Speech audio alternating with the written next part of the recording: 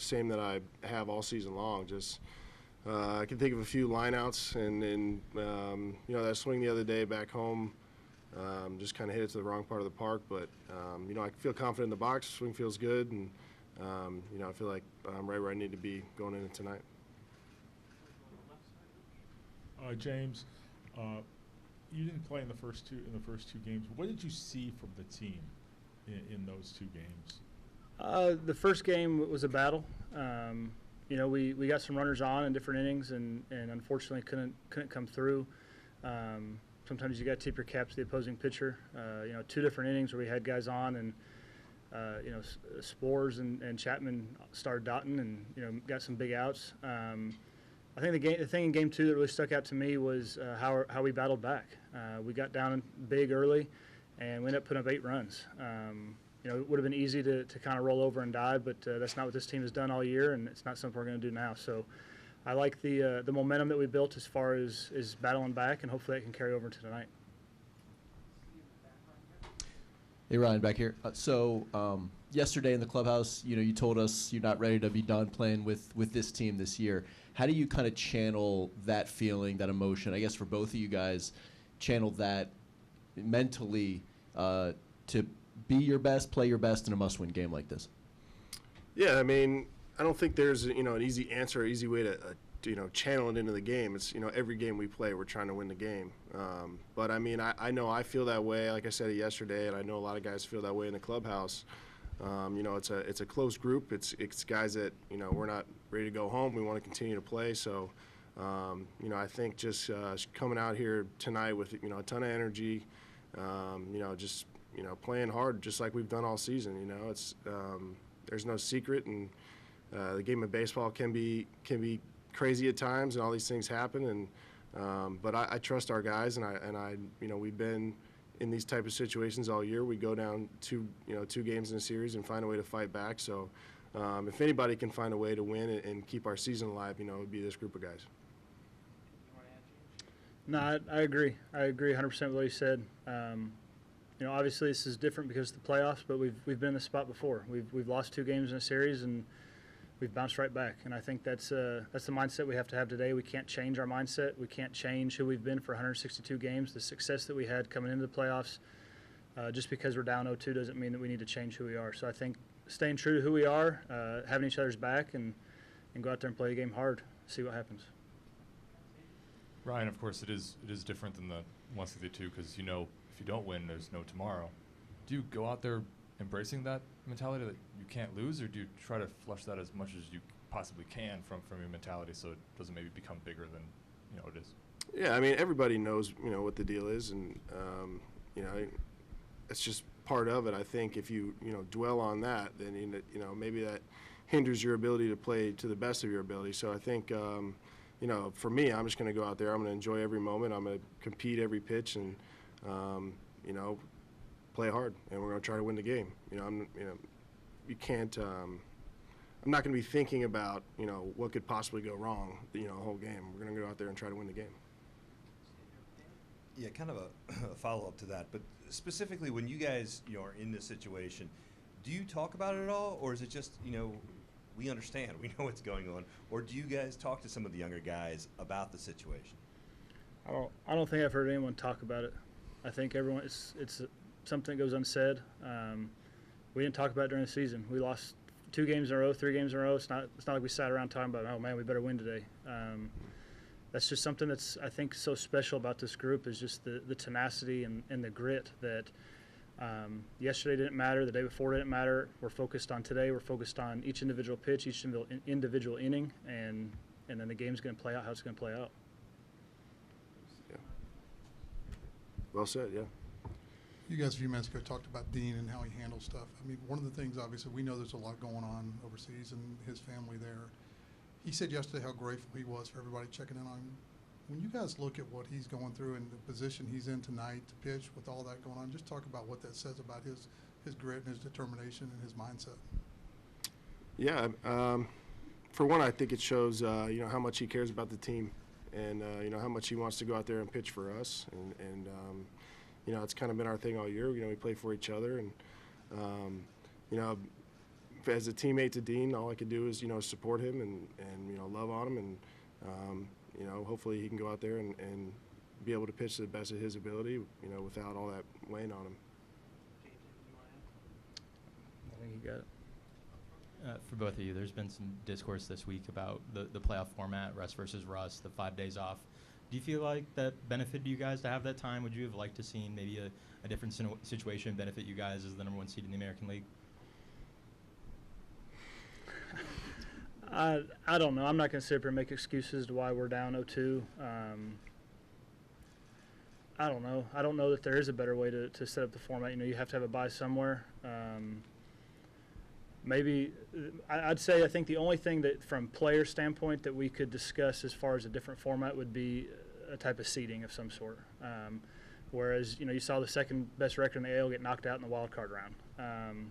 How that looks, you have to reward the division winners as well. So I don't think there's an easy answer. But as far as is there a reason why we're down 0-2? Is it because we had the days off? I don't think so. I mean, we very easily could have been, had guys banged up, and that time gave us time for them to get healthy. So I just think that's a way to kind of change the narrative, and that's not what we're going to do. Ryan, can you give us a rough figure on how many family and friends are here to support you from Frisco and Huntsville today? Yeah, I got, probably 8 family members, and then, but a ton of friends, and, I went to high school here in Frisco, and, I still live here in Prosper in the off season, so, a lot of ticket requests and trying to, be cordial to everybody and show them I appreciate, but at the same time, it's I got to pay for the tickets, so. But very cool to have, be playing back home and have the support. You guys have been really good away from Camden Yards this season. What do you think's allowed you to thrive on the road for both of you guys, and how can you carry that into the biggest road test, Game 3 tonight? Yeah, it's a good question. I don't know if there's a, we don't feel like we play better at home or better on the road. I just think that, we, compete and we like to play, and I don't think it matters to us that we're, playing on the road as far as like, we're going into their house. It's like, no, we got to, we're still alive. We got an opportunity to play a game tonight and keep this season going, and then, who knows what can happen. So, and definitely, throughout the season, having success on the road is definitely a confidence builder. But I don't know if there's a specific reason as to why, we've played well on the road, but, we just have, so. Yeah, I think that one thing about this team is we don't listen to the outside noise. You can go all the way back to spring training when no one gave us a shot. People don't give teams on the road a shot. We don't really listen to that. We're down 0-2. A lot of people are counting us out already. We don't listen to that. We show up to play each inning, each game, and we're going to play the same way we've done all year. So I think it's special what we did on the road this year, but again, it's not something like we sit around and talk about, hey, we played so good on the road, or anything. We just focus on what we can control, and that's how we've handled our business all year. Guys, thanks so much. Best of luck tonight. Thanks, guys.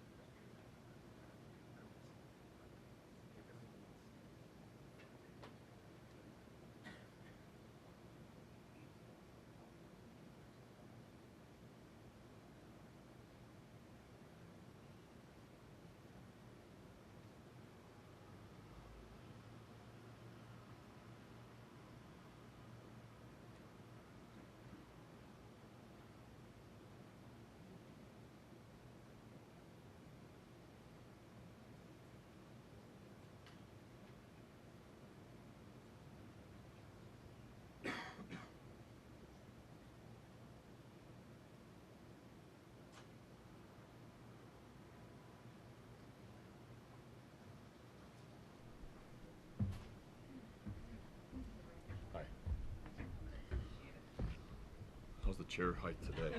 See why I here earlier? He's in the way. Oh, it's a little. A little better? Yeah, now I feel like I'm 5'2". All right, great. Emma, who has the first question for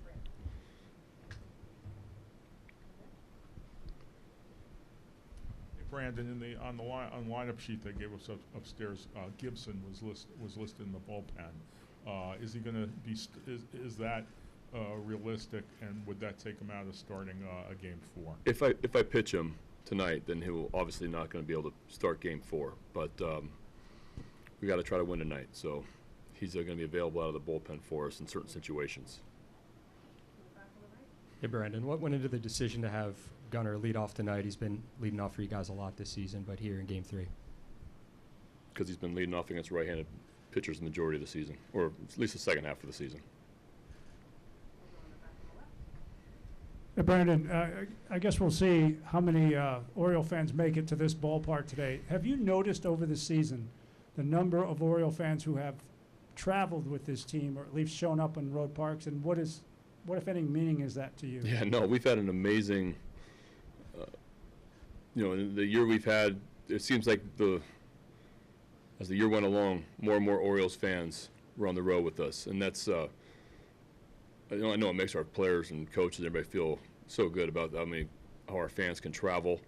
You see them around town, you see them in the hotel lobby, but then the orange that's been in the ballparks on the road, it's been amazing that they're following us the way they are, giving us the energy on the road. We've played really well on the road this year, and so it's been fun to play in front of those Orioles fans that have traveled with us so well.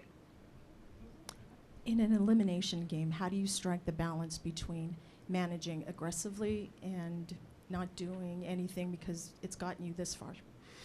Well, it's definitely a different type of game, and that there's no tomorrow if we lose, and so there's I'm going to do everything I can to win the game, whether that's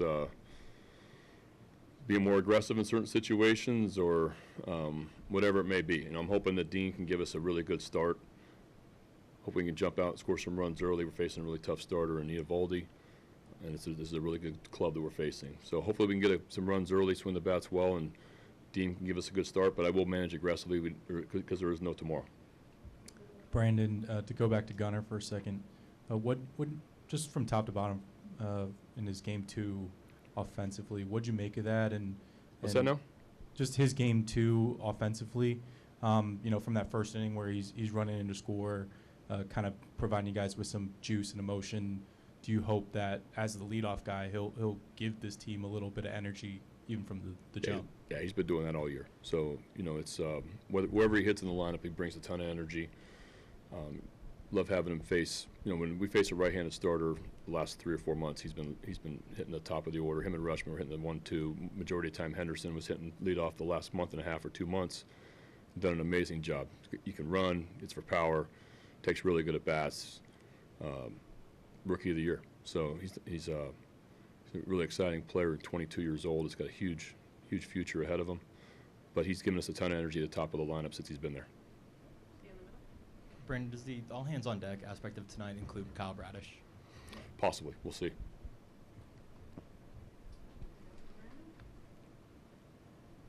Thank you so much. Thank you.